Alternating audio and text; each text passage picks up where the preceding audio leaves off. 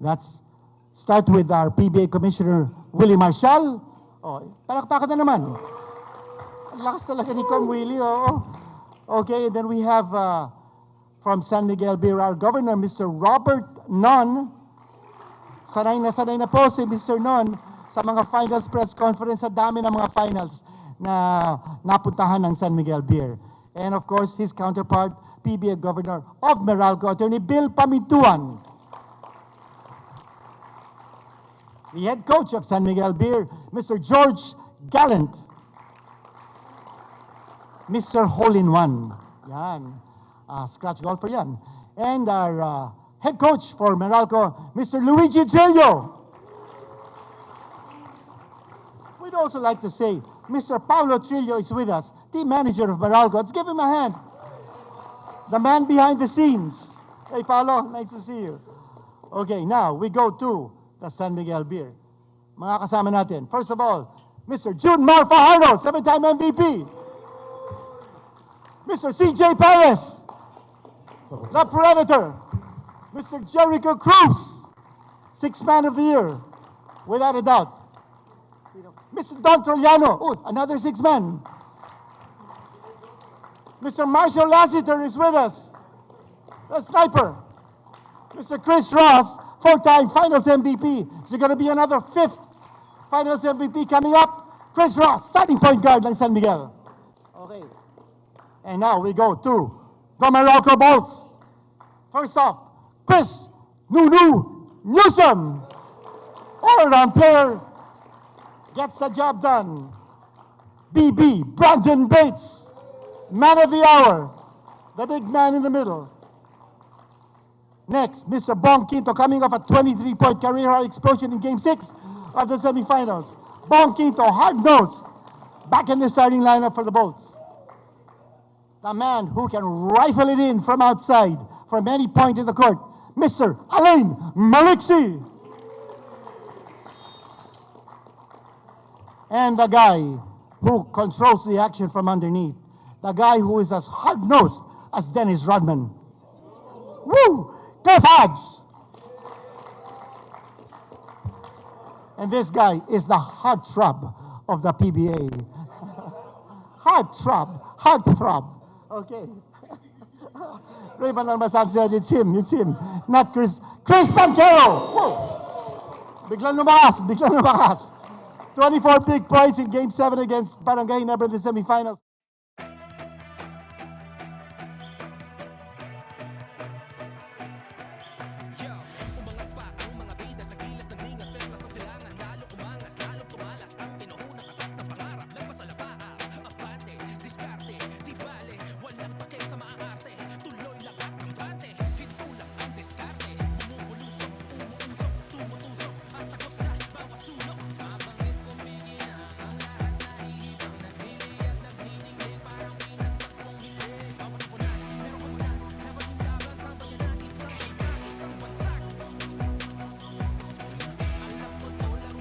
Give his opening remarks.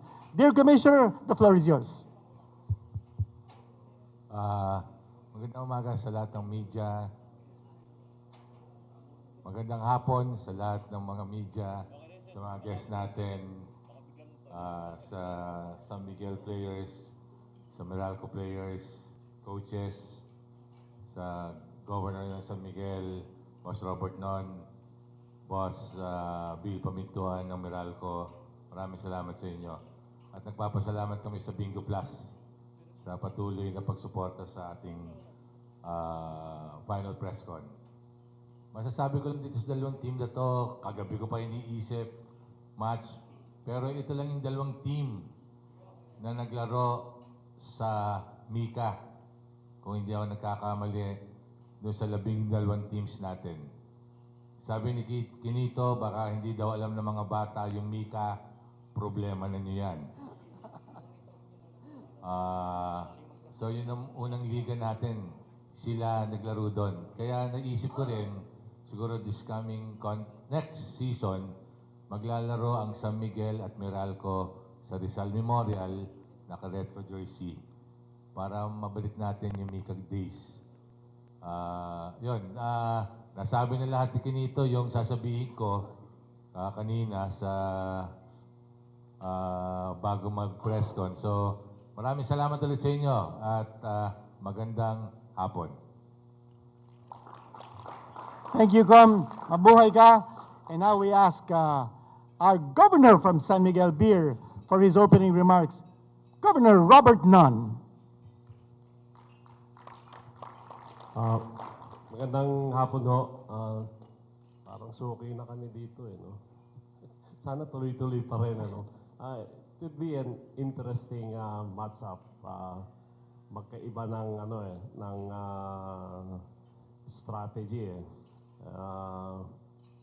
Siguro, prediction ko dito, abot to ng 7 games or siguro pinaka, ano na eh, 4-2. And I hope sana sa amin yung 4. Thank you, thank you. Maraming salamat, Governor Robert Nunn. Ngayon naman po, let's hear it from the PBA Board of Governors member from Meralco, Attorney Bill Pamintuan. Thank you, Kinito. Good afternoon to everyone. We really look forward to this series with San Miguel, and we would like to assure that we will give the fans of the PBA a very good showing. Papasayahin ho natin ang mga fans kapareho nung pagpasaya namin sa kanila dun sa Ginebra series natin. So, sana ho, supportahan ng mga fans ito, and we will make sure that it will be an exciting series, and ang Meralco Bolts lalaban po. Salamat. All right, maraming salamat, Governor Attorney Bill Pamintuan. And now, the opposing head coaches.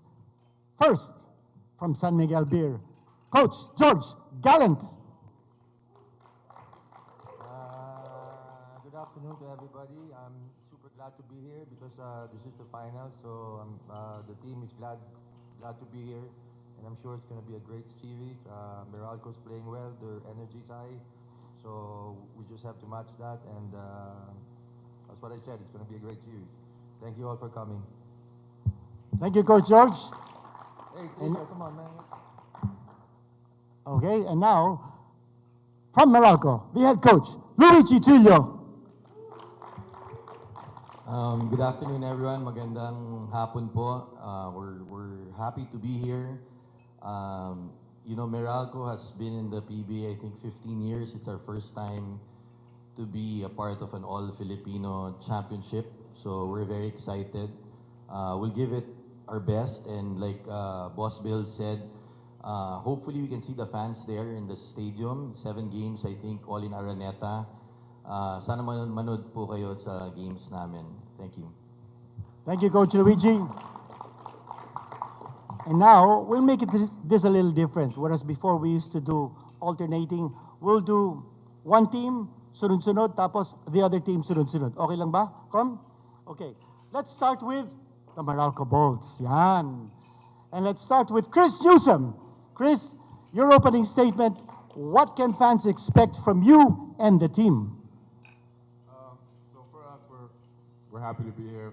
We're excited to be in the first Philippine Cup Finals for Meralco. It's an honor for us to be here, and we've went through a lot of things for us to get to this point now. You know, we've always said that for us to get a championship, that we want to compete against the best, and the team that we have across from us right now has proven that they have been the best for quite some time. So for us, it's an honor to go out there and to fight for our organization, for all those that believed in Meralco since day one, not just this conference, but since the beginning of the Meralco franchise, dating back to the Santa Lucia days. We have some guys on our staff that were part of that team, and for us to get to this point where we are now, it means a lot to them, and it means a lot to everybody that's part of the Meralco organization. So again, for us, it's an honor to be here, and we're just excited to compete against the best. Thank you very much, Chris Newsom. Now we get the microphone over to the hands of the rookie, Mr. BB Gun. Not BB Gun, no, maybe not BB Gun because that's not a good caliber gun. But no, but this guy is probably the hardest working guy in the Meralco team. Let's give it up for Brandon Bates. Thank you, guys. Thank you. Appreciate it. You have anything to say? Opening statement. Sorry, I'm Oh, not what? used to this sort of stuff. I'm Okay, sorry. what? It's like, I'm a little bit nervous. I don't know if you can tell, but no, I'm really grateful to be here. I'm grateful to be playing against the best player in the league, against the best team in the league. I don't feel like I belong here. A little bit of an imposter syndrome right now, but I'm really, really grateful that we're here, and I really hope that we can put on a good show, and hopefully we can bring it all for Morocco. Okay, thank you. Halata ba that this is his first finals appearance? The rookie Brandon Bates. Okay. Now let's turn the microphone over to Bong Quinto, hard-nosed defender, but an accurate three-point shooter as well. Bong. Hello, magandang hapon po sa inyo lahat. Thank you po sa pagpunta nyo and sa patuloy na suporta sa PBA. And yun, kami gagawin namin lahat ng makakaya namin para ma-stop namin yung San Miguel. Yun lang. Yan ang challenge sa Meralco. At gagawin yan ni Bong Quinto. Okay, Alain Maliksi naman. Magandang hapon sa inyong lahat. Nasabi na ninyo lahat yata eh. So just wanted to say that we're very grateful and we're happy and excited to have another opportunity, another shot to bring home the first championship para sa Meralco. Yun lang. Okay, maraming salamat, Alain. Cliff Hodge, you've been in many Governor's Cup finals, but it's your first Philippine Cup finals appearance. You've been with Meralco your entire career. How does this feel for you that you're at this stage and you're going up against San Miguel Beer? Cliff Hodge. Yeah, we're all happy to be here. It feels good to finally be in the finals, all Filipino. It's a big statement to all the guys, all the hard work that we put in, and I just want to tell the fans, come and enjoy. It's going to be a great series, and I hope we can show you guys an exciting series, and we're going to hopefully bring it home. So that's about it. Okay, bringing it home. Yan pong pangarap ni Cliff Hodge. And now, Chris Banquero. Go. Yeah, thank you. I'm very grateful to be here. I know the team is. It's going to be an exciting series against San Miguel, so I know we can't wait to play. And again, just thank you for having us. And Chris Banquero certainly upped his game in the playoffs. We're looking forward to more great things from Chris Banquero in the finals. And now, last but not least, for the Meralco Bulls, here is the man in the middle, Raymond Almazan. Gaya nga nasabi niya, Lane, parang nasabi na ninyo lahat. Alam namin na it's gonna be a tough series na talagang kung gusto namin mag-champion, talagang kailangan namin talunin to San Miguel. So, alam namin hindi madali yun. So, kailangan talaga namin pagtrabahuan. Yun, sana supportahan ng mga fans yung series namin, and I know it's gonna be a tough series talaga. It was a grind-up game. So, yun, maraming salamat. Okay, maraming salamat, Raymond. Mukhang buong-buo ang loob ng mga Meralco Bolts for this final series. And now, we go over to the San Miguel Beer side. Let's start off with this four-time finals MVP, Chris Ross. Got the microphone with you, Chris? Chris Ross. Chris, what can we expect from you and from the San Miguel Beer team in this coming finals?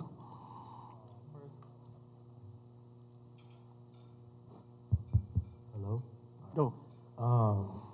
Thanks for having us. I'll just kind of piggyback off what New said, talking about how they've been in the PBA for 15 years. I actually played in Morocco's first game in the PBA, so it's kind of a full circle moment for me. Cliff was my rookie, and Raynel Natan was my teammate. He's on the coaching staff, and most of the coaches are gone, but the ball boys are still there. So it's kind of a proud moment for me that they were able to reach this. They've come a long way, but as for us, the work's just getting started for us. We've been off for 10 days, and we're excited to get to play on Wednesday, and we can't wait. So, yeah, we're just excited to get started. Thank you, Chris. And now, on to Mr. LOS. Ano bang gusto sabihin ng LOS? Lights out shooter! It's Marshall Lassiter. What do you think, Marshall, about your prolonged rest moving into the finals? Marshall Lassiter. Yeah. First of all, I'm grateful and thankful for us to be here. For us, we know what's at stake. We know, like you said, we had time off. We used it wisely. So we're just going to be we're really hungry to get after it on Wednesday and compete and give it a good series. So hope you guys enjoy. Thank you, Mr. LOS. And now, next, the guy who comes off the bench, Mr. Instant Offense, Don Trollano. Kamusta naman, Don? Okay, man. Good afternoon to everyone. We're just happy and thankful to compete again for another championship. And it's going to be an exciting series, and we're excited. Thank you. Okay. And next, again, the man who comes off the bench, who provides instant offense and instant defense. Someone who used to play for Rain or Shine, na tinalo ng San Miguel 4-0 sa semifinals. Kamusta naman ang pakiramdam, Jericho, that you're back in the finals with San Miguel Beer? Jericho Cruz. Hello guys, just want to thank you guys, Kong and everyone. We're so blessed and happy to be here. Yun nga, coming to this game against Morocco, it's not going to be an easy game for us. Alam naman namin kung anong kayang gawin ng Meralco. It's like sobrang galing nila as a team in playing defense, and syempre sa amin our offense. Pero di nila alam na sobrang low-key din kami, na magaling din kami dumepensa as a unit. So yun lang, it's gonna be exciting, and at the same time can't wait to play against them. Maraming salamat, Jericho Cruz. And now, let's hear it from probably the #1 slasher sa liga natin. But he also has a very dependable three-point shot. The Predator, si Jay Perez. Ay, magandang hapon po sa inyong lahat. Maraming salamat po sa lahat po na nagpunta dito. And yeah, we're excited sa darating na series, and for sure it's gonna be a tough series and exciting series para sa amin. And syempre, gagawin namin yung best namin to compete and play defense also. And yeah, thank you so much, and sana manood lahat ng mga PBA fans sa venue. So see you guys there. Maraming salamat, CJ. And we saved the best for last. The 7-time MVP ng PBA. No other than the Kraken, Junmar Fajardo. Magandang tanghali sa ating lahat.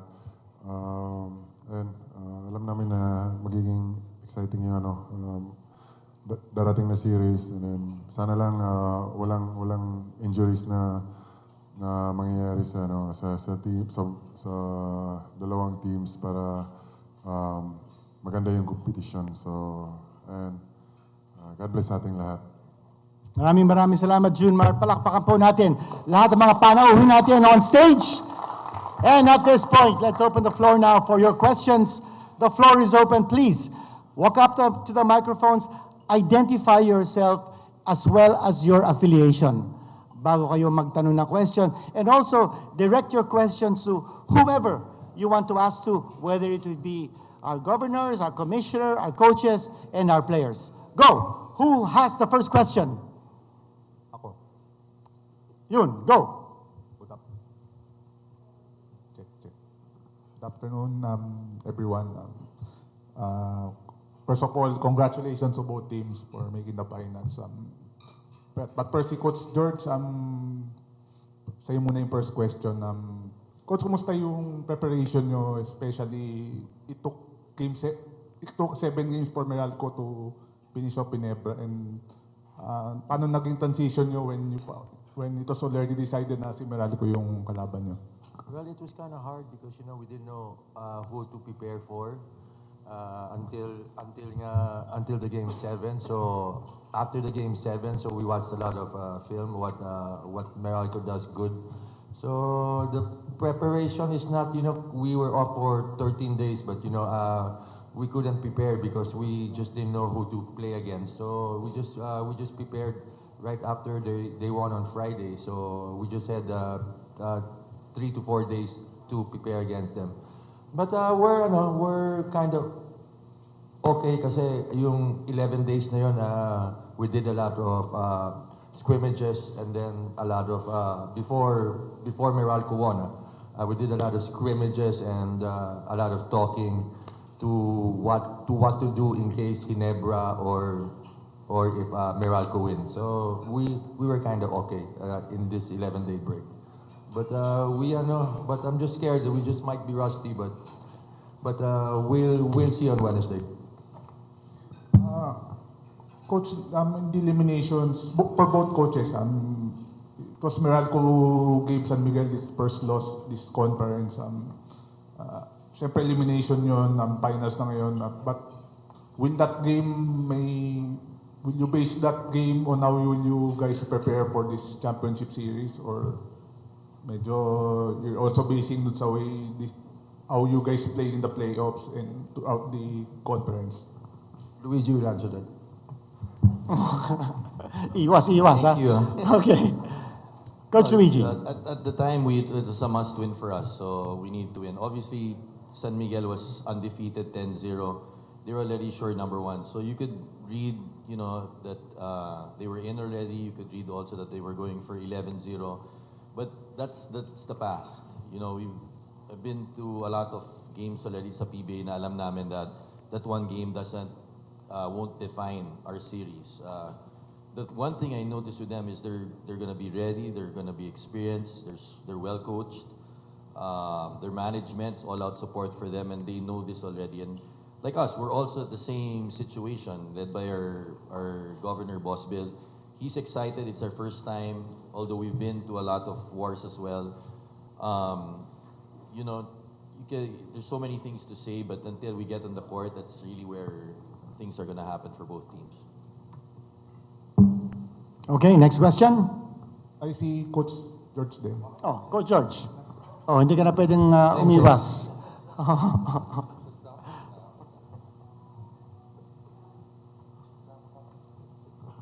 Okay, next. Good afternoon, gentlemen. Coach George, question for you. It was evident nga nung elimination round, it was Meralco being the only team to beat San Miguel in that elimination round in this conference. Does that play any psychological factor heading into this best-of-7 series? I don't think so because when we were the only thing that happened there is, first of all, it was a game that our minds is just that sweep, But as what Coach Luigi says, their backs were on the wall because if they lost that game, they would not, I think, make it to the playoff. Na, Coach Luigi? See, so they really played hard, and we also really played hard to try to get the sweep, but it didn't happen. So it's just that that's just the past. It's done. We've learned from our mistakes in that game, and we just have to get better with it. Okay, good question. Next. Sino susunod? Yung mga players natin, I'm sure you'll want to ask them. Okay, James. Clyde, Thank you. Good afternoon. This question is directed to Meralco coach Luigi Trello. This is for you. Well, thanks. Your ultimate goal. Dito, malalapit ako para maayos. Yan. Para makita ka ng lahat. Luigi, just for you. Coach, your ultimate goal is to win, defeat the crown, nothing more, nothing less. And this is your chance to prove your word that you are an achiever. Now, how would you assess your chances against San Miguel, undisputedly and unarguably the best team in the league? Yeah, well, we have a lot of respect, like I said, para sa organization in San Miguel. A lot of classy guys over there, led by Junmar. Humble guy, probably goat of the PBA. You could argue it's him or Ramon Fernandez, right? But all around, it's just not Junmar. I think they're a good team. You look at the way they're built. They say na madali mag-coach ng team na malakas. That's not true. And Coach George has done a tremendous job of winning their last championship. He has that in the past. In the old minor league sa PBL, he won 6 championships with Harbor Center. So he's familiar with that. Again, you look at Boss Robert. They built this team the way they want. because syempre hindi sila magpapadehado, and that's a testament to their all-out support for their team. So we know that, we respect that, but at the same time, we believe in our guys. You know, Coach Nenad keeps on preaching that. I personally believe that we have enough. It's not going to be easy. You know, we've been practicing hard through a lot of the past few months, different tournaments where we always get everybody ready to play, and it's evident. If you look at us, it's just not Raymond and Brandon and Cliff. You know, Kyle Pascual's ready to play, Norbert Torres, Toto, Jose. So lahat yan ready. When AB went down, CB, Elaine and Bong will attest this. Sila Anjo Karam stepped up. So we believe in our guys. We know it's not 8 guys. We'll need the same guys, 12, to compete. And you know, from our point, we just wanna focus on our game plan. We don't know when it comes out there, what's gonna happen. We know what San Miguel's about. So, you know, we're excited to be here. We're gracious. There's a lot of gratitude, humility with that being said, that people don't know how hard it is to get here. And both teams are here, and it's going to be a good series. Coach, admittedly, Meralco remains the underdog, man for man, because San Miguel is much superior than Meralco in terms of individual skills. So, can your players survive and overcome tremendous pressure and at the end of the 7-game championship emerge victorious on the way to the podium? Yeah, they have good players. We have good players too. You know, led by our captain Chris Newsome. These guys know what it's about. When you get into a series and you're swept, you're either outcoached or outplayed. But we've been through so many wars now with these guys, and you know, 6 games, 7 games, it leads to that. I think we have talent as well. I think to maintain in the PBA and stay there, the last 8 conferences, again, I'll say we've been to 6 semis. I don't think alam ng mga tao how hard that is to do. In our league, that's very competitive. Daming magagaling na coaches, daming magagaling na players. You look at some teams, Phoenix took 5 years to make 1 semis. You know, you look at Rainer Shine, it took them 5 years to come back, 6 years to make 1 semis. So it's a testament to these guys. And you know, our coaching staff does a lot. Our boss, Bill, does a lot. But these guys do it in their own. They have their team meetings. It's led by our leaders in the team, Raymond, Cliff, and obviously Newsome, our captain. Coach, last question. You know, your biggest problem and biggest headache is Junman Fajardo. Yeah, because I am expecting Junman Fajardo will spearhead the offensive thrust of San Miguel, both offensively and defensively. How would you contain and neutralize the San Miguel main man? Di mo pipigil si Junmar. I mean, first of all, Junmar is such a humble guy. He's nice to have us, you know, the face of the PBA with some of these other guys here. But napaka-humble niya. You can't stop him. You have to give him different looks. You have to look at the tape at what you can take advantage or disadvantage. But it's not only him. You know, they have Motao Tua, they have Vic. Obviously, they have guys who are playing their roles. So you look at what they've done with what Coach George has done. Hindi ibig sabihin na malakas sila talent-wise na mananalo. They're sacrificing. And it's a testament to them. They're number 1 in threes, 37. That's coaching for you.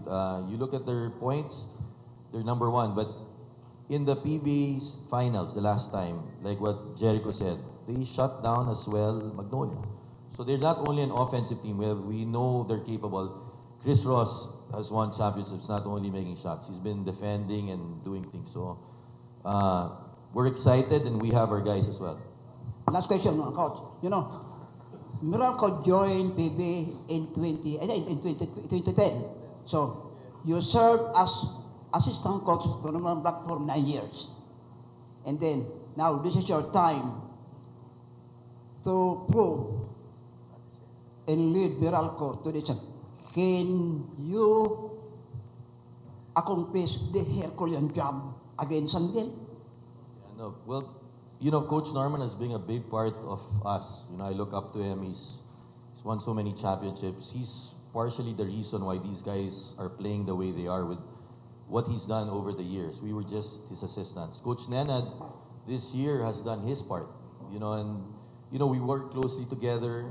I'm the head coach, but he has put his imprint here. So both of them have really helped us, right? And it's not me, it's our staff. It's led by Coach Nenad. So we'll see. You know, we can do so much talking here, hindi natin alam kung anong mangyayari, but at the end of the day, I'm sure Coach George will agree, it comes down to when we get on the court, what's gonna happen there. Maraming salamat, James. Thank you. Ayun. Salamat pa. James, by the way, nag-coach of the year na si Coach Luigi. Nakapanalo niya ng championship yung Bidalaska. Okay. Next question, please.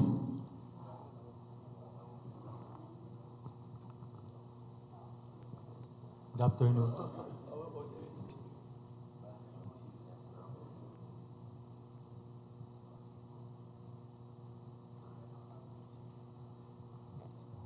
Please identify yourself.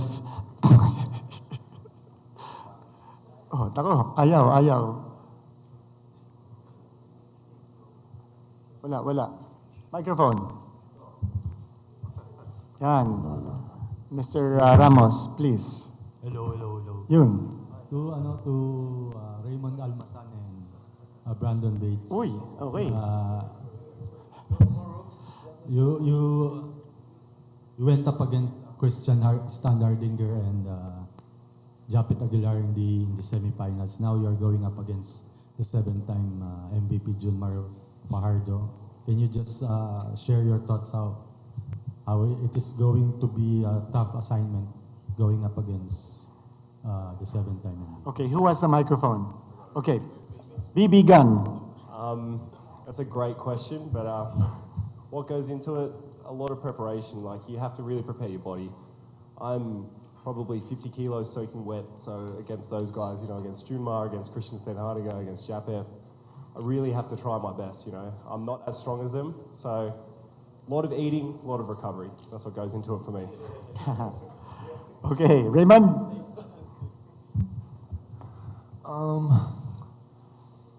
Lagi ko sinasabi sa interview, hindi mo ma-stop si Junmar, at least kahit malimit lang manalo siya. Tsaka not all Junmar naman tong team na to, alam naman natin, they are so loaded talaga. Sa amin, mga bigs lang talaga, yung trabaho namin is depensahan si Junmar. And then the rest, bahala na sila sa opensa siguro. And then, yun, like I said, it was a grind out series talaga. Alam namin na talagang hindi madaling talunin tong San Miguel talaga. Alam natin yan. Then yung last championship ko, kasama ko pa si Jericho and then si Don. So talagang I was excited talaga sa series na to kasi last na nag-champion ako, kasama ko pa yung dalawa na yan sa Rain or Shine 2016.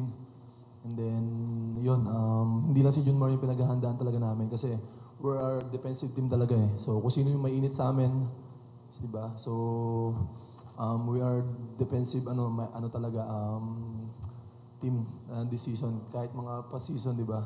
So, yun. Thank you, Raymond. Thank Jerry. you. To Chris Newsome and siguro si CJ. Chris, I believe you're going to be assigned to take on CJ on defense. Just your thoughts of going up against one of the most prolific scorers in the PBA today. Yeah, I don't know if CJ is going to be my assignment for the whole series or anything like that, because there might be some matchup changes, some cross matchups and things like that. But however, you know, CJ is one of the most fierce competitors that I've ever played against. I know him really well. Actually, you know, we've had a lot of success together as teammates, as well as a lot of the guys over there. We've had our success as teammates, but just to know them as competitors, it's something special to be able to compete against the best, like I mentioned earlier. And CJ is definitely one of the best that we have in this league as far as being aggressive, attacking the basket, can score on multiple levels, you know, at the basket, mid-range, and he can shoot the three. So, you know, I'm just excited to go out there, and it's going to feel a little bit like Gila's practice a little bit, because, you know, sometimes we're not on the same team, and I have to guard him the full day in practice. So it's definitely a good challenge for me. You know me, I'm a defensive guy, and I love challenges whenever it comes to trying to make it hard for my opponent. I'm not saying that I'll be able to stop him, but my job is just to make it as difficult as possible. si Jay again, going up against your Gilas teammates, si Chris.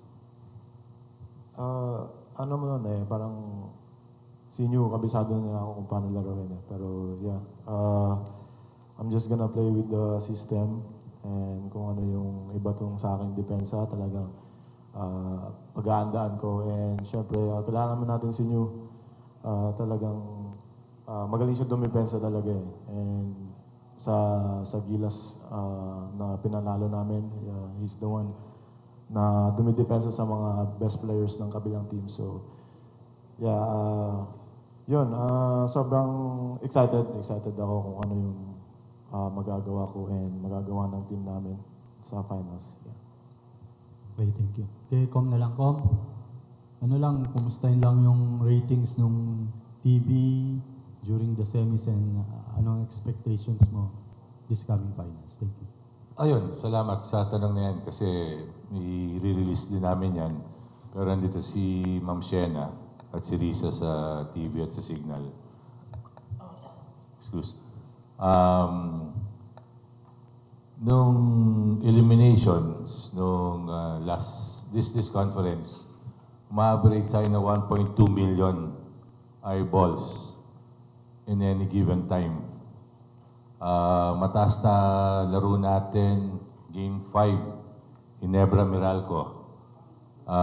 Nag-average tayo ng 2.8 million na ang peak noon umabot ng 3.5 million ng laban ng Game 5. Wala pa sa akin yung data for Game 7. So, maganda yung coverage na nalipat sa RPTV. Patuloy pa rin nandiyan ang mga fans. Hindi tayo iniiwanan, nadadagdagan pa sila. So, yun, Jerry, maraming salamat sa mga fans na patuloy na sumusuporta sa atin. At ibibigay ko din sa inyo yung data na binigay sa amin ng TV5 para masulat naman nyo ang PBA. Game 7, 2.4 million pala. Eyeballs in any given time. Wala pa yung peak doon. So, yun ang nakikita natin sa TV. Sa RPTV pa lang yun. Wala pa yung rush. Wala pa yung sa online. So, nandyan pa. Nandito pa rin ang PBA. Meron na akong isisingin na question para kay Junmar Fardo, if it's okay, guys. Junmar, silang lahat palaging nagsasabi na ang punteriyo nila, yung point of defense nila, ikaw. Brandon Bates, sinabi ni Raymond Almazan, sinabi din ni Coach Luigi, na si Kyle Pascual nandyan, si Toto Jose, si Cliff Hodge nandyan din, Norbert Torres, lahat sila mag-rotate, kalabang ka. Ano naman ang feeling mo na parang ikaw yata ang focus ng kanilang depensa? Junmar? Yun nga, syempre mahirap para sa akin kasi pagtanggap mo ng bola, andyan agad yung double team or andyan agad yung help defense. Pero yun nga, kailangan ko hanapin yung mga kakampi ko. So, yung mga kakampi ko naman, sobrang gagaling ng mga kakampi ko eh. Sabi nga ni Don kanina, dapat siya daw yung bantayan eh. Kasi siya yung bantayan kasi siya daw yung sa finals. So, ayun. Okay, maraming salamat, Junmar. Okay, guys, next question. Question for Chris, Ross, Marsha, or Junmar over here. You guys have been the barometer of this squad, 10 titles each. Can you talk about extending that tally towards 11th title? Any of you three guys? Yeah, for us, we're just we're grateful to be here. When the pandemic hit, we kind of hit a rough patch, and then we made some adjustments, and we're kind of getting back on the roll. So we're just kind of grateful to be here, man. It's always a blessing to be here and to compete against whoever's on the other side. And this will be our first time competing against Morocco, and we know what kind of team they are. We know that they're gonna play hard and they're gonna compete for 48 minutes a night. So we're in for a tough one, but we're ready and we're ready to compete, and hopefully at the end of this series we'll be able to say we have 11 chips. But we know what kind of work we need to do before that can be done, and I think we're all willing to do that. Thank you, Chris. Any more questions? Guys? Same question for Marshall or for Junmar. Yeah, same as Chris. You know, very thankful, blessed, and grateful for these opportunities to still be here. At the same time, you know, we know who we're playing up against. You know, they bring a lot of defense, and we understand what we have to do. We've been preparing for them, so we're just gearing up for this finals, and it's going to be a new one for us. But at the same time, we know it's at stake, and we're going to be ready to go when game one starts.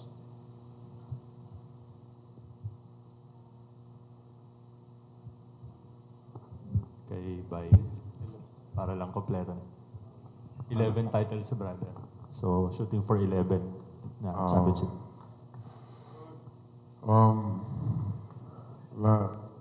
Lahat naman ng yung pag nakaabot kami ng championship, ano na yan, parang blessing yun. So, alam naman namin pag finals, mahirap yung mas lalong tataas yung level ng kompetisyon. So, ayun. Lagi naman kami nire-remind ni Coach George na dapat laro namin yung San Miguel Basketball, yung teamwork, tapos i-execute namin yung game plans namin. Tapos, ayun, i-enjoy namin yung game, but at the same time, compete. So, ayun, alam namin na mahirap yung magiging series namin against Meralco, pero gagawin namin lahat. Pinaghahandaan din namin sila. So, ayun, magiging exciting na laban to sa darating na Wednesday. Thank you. Okay. Follow up lang. Yes, please. To Coach George. Coach George, shooting ka for second straight title, but within it, a chance to deliver the franchise 30th championship, if I'm not mistaken. You talk about raising the bar of excellence again for this franchise. Thank you. Well, that's why, because our main motto with this team is, we just do it step by step. So this is our fourth step, and this is for us. This is going to be the most important thing. This fourth step. But of course, we will be very happy if we get the 30th franchise win of San Miguel. So we're just going to try hard. We're going to play hard. And that's what Junmar said. We're gonna have fun and compete. I know we're playing a team that's full of energy, that likes to play defense. It's also well coached. So we just have to match their energy for us to get a chance to win the 30th championship.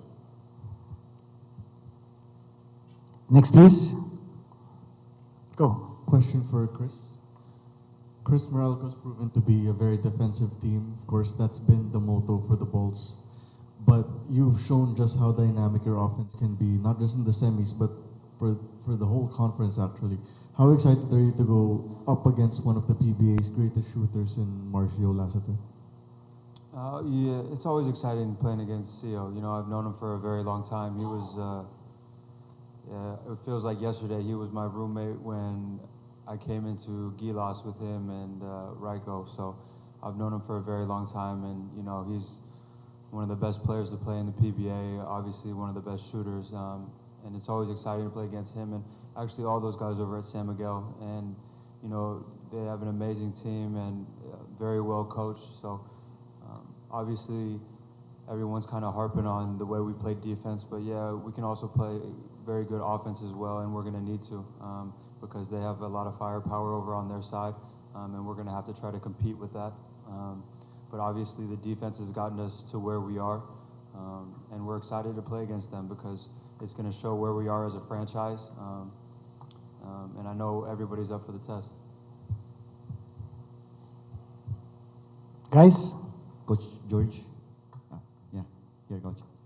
Coach, gaano ka-importante sa inyo na mag-start kayo ng maganda kaagad? Kasi nung semis, parang naging problem nyo yung first half nyo and you have to humabol pa kayo lagi pagka second half and rely kay Junmar, especially dun sa first 2 games. Well, of course, you know, we really have to start strong, no? Especially this coming Wednesday, because it's kind of, you know, we didn't play for 11 days. So that's why, as what I said, we've been doing a lot of scrimmages, a lot of team bonding, so that we can start strong on Wednesday. It's a big factor. You know, I just don't know why we don't start good, but you know, the most important thing is how you end it. So I'm very happy we really play well in the second half, which is the most important, and especially during the fourth quarter. You know, if teams I really don't care if we start weak, but as long as we start strong and we win the ball game, that's going to be good for us. Follow-up kay Coach Luigi naman po.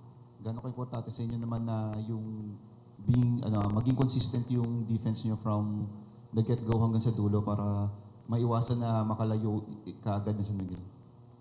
Yeah, defense is one part. Like CB said, offense is another. We have to put the ball in the hole. But for defense, you know, Junmar is a concern, and we know he'll get his numbers. But to me, it's just not Junmar with San Miguel. The other guys can score. They can put the hole. They make good passes. They make good decisions. Chris Ross has hit a lot of 3-pointers, winning championships that way. Marcio too.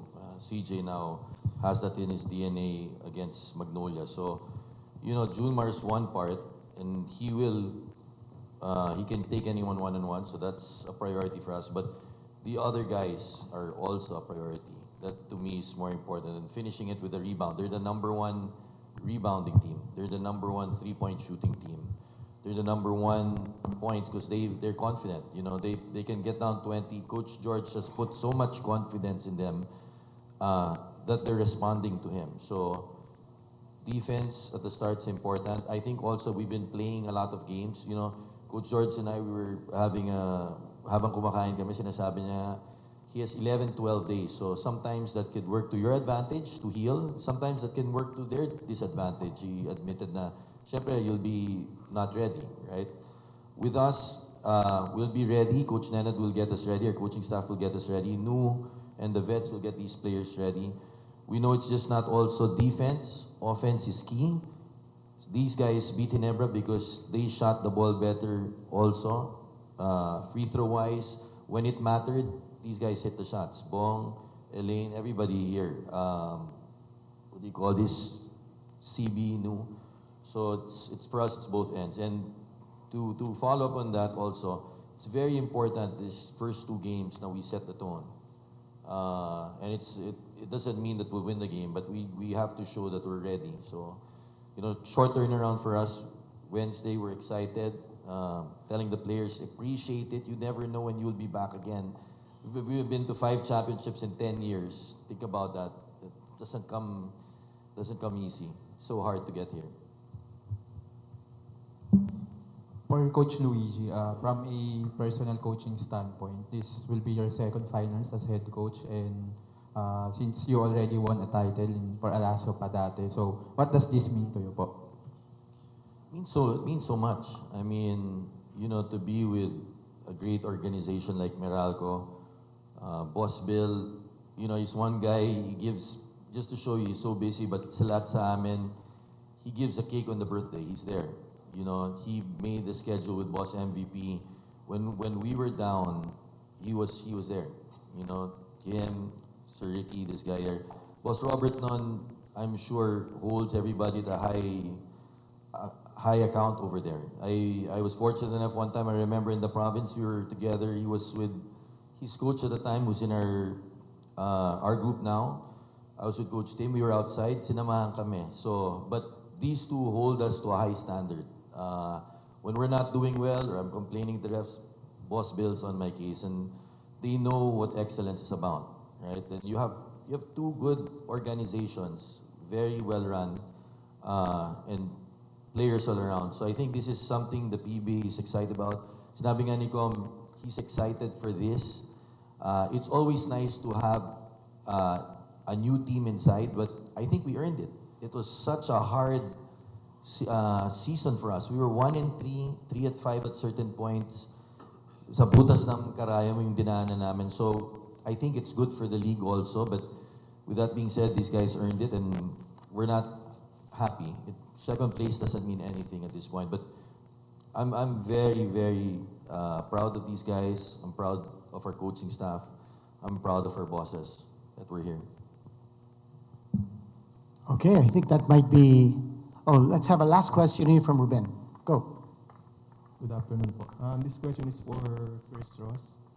Chris, you mentioned a bit about being part of the Meralco franchise in the early days. How was it?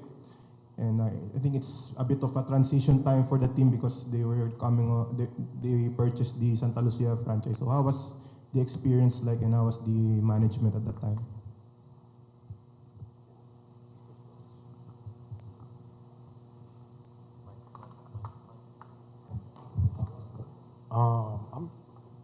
I mean, when I was there, they treated me well. I think I was there for 4 years, I think.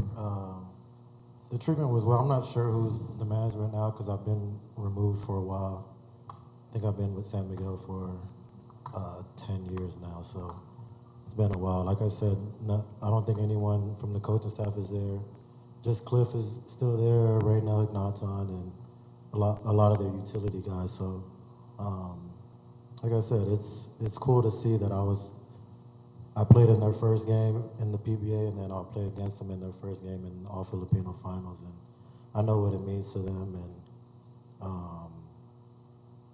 it's just a cool feeling, you know. I feel like Meralco gave me a chance to show that I can play in the PBA. My rookie year was kind of up and down, and when I got traded over there to Santa Lucia, and then which eventually came Meralco, they kind of gave me the ball and just said, do your thing. So I'm forever grateful for them for giving me the opportunity to show what I could do. But I'm happy where I'm at now, and I'm ready to compete against those guys. My next question is for Don Troliano and Jericho Cruz. Nabanggit na ni Raymond na magkakampi kayo dati sa Rain or Shine. Kamusta naman din yung samahan ninyong nung time na yon sa Rain or Shine? Hello. Yung samahan namin ni Raymond na hindi talaga mawawala yan. Kasi lahat ng umaga nag-out of town kami, palagi kaming roommate niyan eh. So marami kaming mga kalokohan na magkasama, pero at the same time, para ako na siyang kapatid eh. So, yun lang, ako excited ako to play against him kasi alam natin kung anong kaya niyang gawin sa court eh, di ba? Yung defensive mindset niya nandiyan eh. So, syempre ako gusto ko manalo against him eh. So, yun lang, I'm excited and hopefully kami yung mananalo. Si Don, same question. Yung Rain or Shine group namin, I think that was so special. Kasi yun yung last championship ata ng independent team. And sadly, nabog agad. And bago yung game 7, nag-message sa akin si Raymond sa Instagram. Sabi niya sa akin, boy, wait nyo ako sa finals. So sabi ko, sige, bilisan nyo. And yeah, eventually, nandito na sila sa finals. And so I'm happy for him, and I'm ready to compete. Thank you. Next question po kay Bong Quinto and Alain Maliksi. Kasi yung San Miguel, pagdating sa 3-point shooting, isa sa mga rin yan top teams with Marcio, Don. Kayo naman, anong balak niyo gawin para masagot niyo yung mga outside shooting din ng San Miguel? yun nga, San Miguel is a very tough team. Their talent and their firepower is really masyadong mataas, di ba? And they're doing it at a high level. Imagine, they almost sweep the whole elimination and the semifinals. And kung di lang maganda nilaro ng Terra Firma, baka wala pa sila halos talo, di ba? So, coming to this game, it will be a big challenge for us, the whole team. But yun nga, we need to prepare, and that's the only thing we can do, yung preparation namin coming to for this championship series. So, kailangan lang sobrang prepared, hindi pwedeng bumaba yung game namin kasi for us to be able to have a chance in winning every game against them, dapat nasa highest level yung defense and yung offense namin. Hindi pwedeng defense lang and it will take care of us. Hindi pwede. Kailangan talagang on both ends, talagang highest level yung lalaroin namin for us to be able to win against them. Yung sa akin na sabi na ni Aline lahat. So siguro individually na lang yung magandang pahinga namin before the game. Siguro malaking factor yon sa amin. And hindi naman namin sila talaga stop talaga eh. So malimit lang namin yung scoring nila bawat isa sa kanila. Siguro malaki yung chance na manalo kami sa series na to. So for me, yun lang. Individually, kailangan lang mag-focus kami kung ano yung assignment namin bawat isa. So yun lang. Salamat po. Okay, maraming salamat. Isa lang, sir. One last question. Okay. To clarify, Jerry. Flip, I think you're the longest tenured Meralco player with the team, no? Just how special will be this one if ever you're going to win the championship? Yeah, it'll only be special if we win it. So, yeah, that's first and foremost. But it's good to be back in the finals. You always want a chance to try and achieve a championship, and it's been, I think, 13 years now that I've been with Meralco. And every time you don't win, it sucks. So, yeah, I hope this is different, and it feels different. I trust all my teammates. I trust our coaching staff. And we believe we can do it. So, I mean, that's the start, is just believing that you can actually do it. And I hope it's finally the chance that we get. And I know that they think that it's finally they're going to win another one. And we're just going to show what we all got on the court, and I hope the fans enjoy it. So it should be fun. Yan, and on that note, maraming salamat po sa inyo lahat. And may we ask the Crown Plaza staff now, if it's okay, Commissioner and the guys, we'll have the tables removed. We'll do a photo op with a trophy. So, okay, the tables are now being removed so we can get a nice shot with the trophy.